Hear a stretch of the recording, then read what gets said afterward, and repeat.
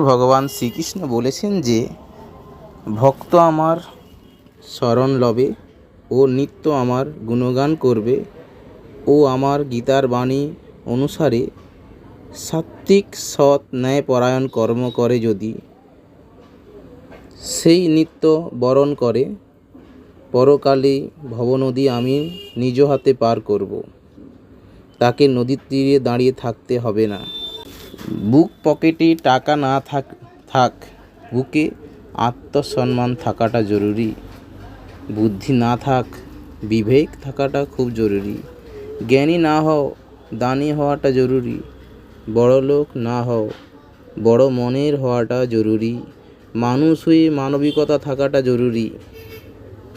ভগবান বলেছেন তুমি জীবনে কতটা সুখী সেটা বড় কথা নয়, তোমার জন্য কতজন সুখী হয়েছে সেটাই বড় কথা।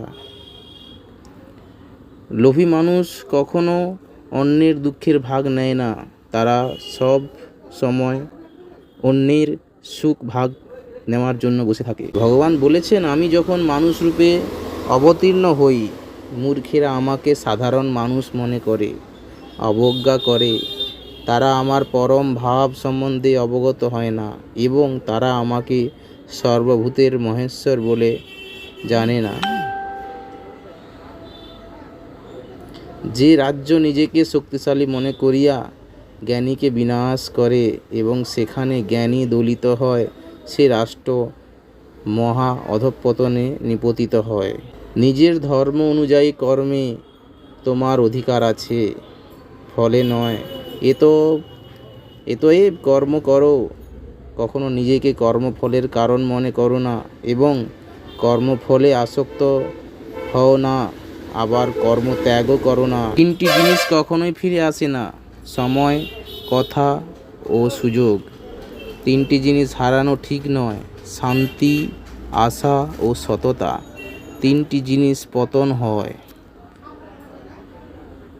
অহংকার, মিথ্যা ও হিংসা। তিনটি জিনিস খুব দামি, ভালোবাসা, আত্মবিশ্বাস ও বন্ধুত্ব। শ্রীকৃষ্ণ বলেছেন যাকে ভালোবাসো সেও তোমাকে ভালোবাসবে এমন কোনো নিশ্চয়তা নেই।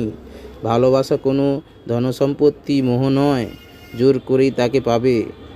মন থেকে ভালোবেসে যাও, বাকিটা সময় বলে দেবে। শ্রীকৃষ্ণ বলেছেন কারোর উপর রাগ করে থাকার অর্থ হলো নিজে বিষ খেয়ে অন্যের মরার আশা করে থাকা। ক্ষতিটা তোমারই হবে। বিপদে ধৈর্য ধরুন। দুনিয়ার সকল মানুষও যদি আপনাকে ঠকায় তবুও ঈশ্বর আপনাকে ঠকাবে না। আপনার সঠিক প্রতিফল তিনি আপনাকে দেবেন। তিনি মহান ও সর্বশক্তিমান।